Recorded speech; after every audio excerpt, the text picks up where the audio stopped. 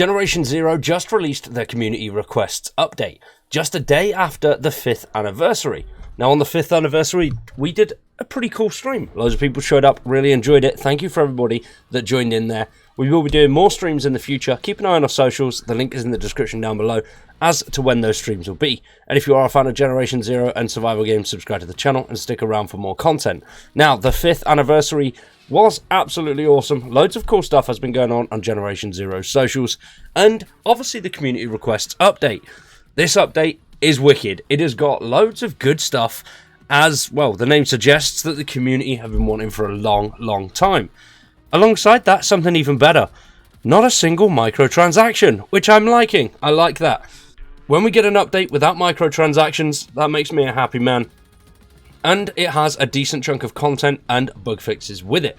Hopefully these bug fixes are working and there hasn't been any issues. Now, from what I've seen so far, the update's been out about 5 hours at the time of recording this video, and it doesn't look like there's been any major issues or any major crashes, so all good news.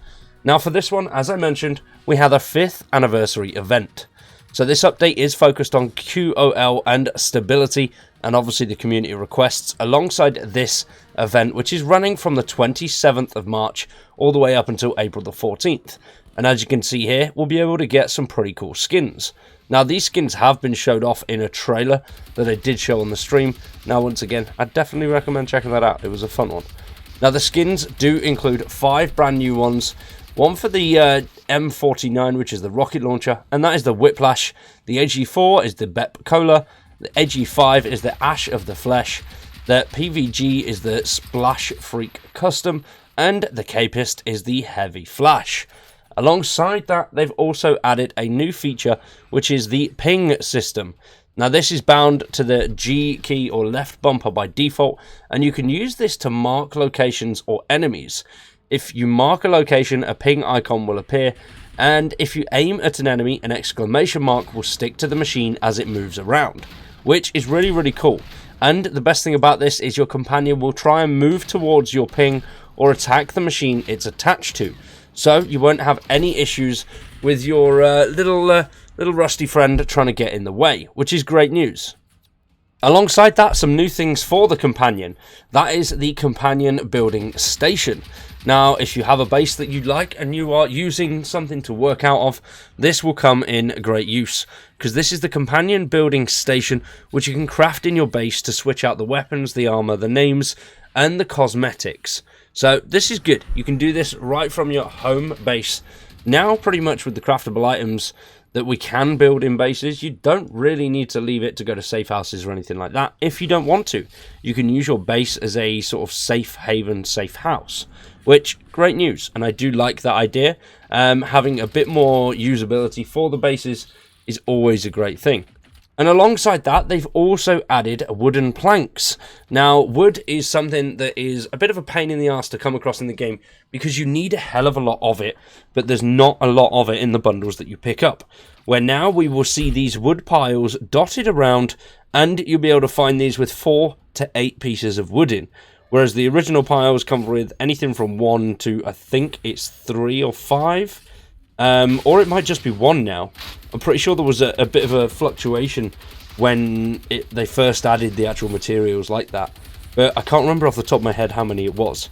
But you'll be able to find these in all sorts of locations, such as the Forest Workers Barracks, the west of Granhiget, Lorang, Huisdevelem, and the Musket and Port Complex. Please keep giving the feedback to the team on the crafting materials. It's the best way for us to keep improving crafting and making it fun to use, which is great, and I do agree with that. The more building materials we've got, the more freedom and flexibility with the building. I think that will always be good. Now, alongside that, they've added something that everybody has wanted for so goddamn long. I do hope that they mix it up a little bit when it comes to the storage and add a little bit more to your character, because you can't really carry much. If you've got 4 weapons on you, you've got a bit of ammo for each of those weapons. That is pretty much what you're getting. But this update, you'll be able to upgrade your plunger now all the way up to level 10, up to 1600. So taking that from 400, I believe it is, all the way up to 1600. I'm pretty sure it's more than 400 now. But having a bigger selection of storage is always going to be useful. You can collect to your heart's content. Next up is the flak moped. We can now deploy items onto it. Now, you can't deploy things like turrets and stuff like that on there, but boomboxes, gas canisters, radios, bits like that you can place on your actual flak moped and travel around, plonk them where you want as you go without taking up inventory space. It's always great news, and if you want to just run around with a couple of gas canisters, dropping them off and blowing them up, then yeah, that's quite fun too. And well, you know, the gas canisters and the Swedish space program is always alive and kicking. Now, for the QOL improvements, there have been a decent chunk of those, and I'm quite happy to see that.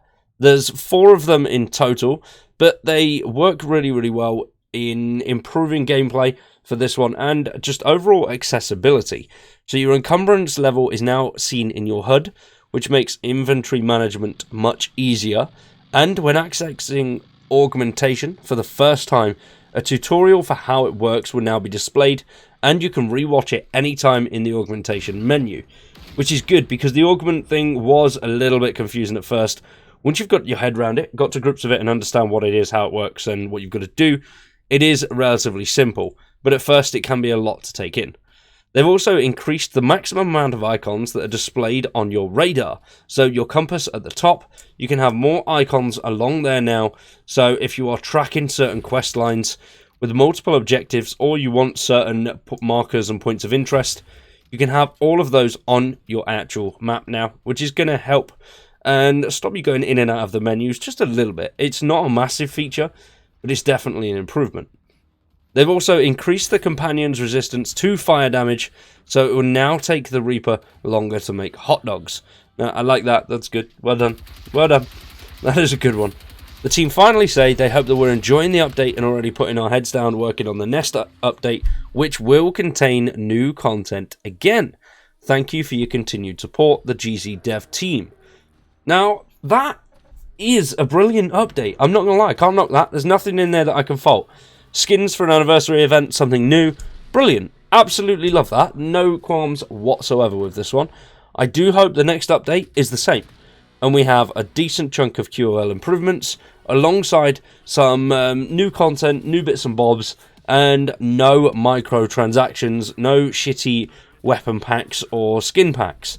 I think if they are going to release something, I would just so much love to see more missions, a DLC size, a new island, something like that.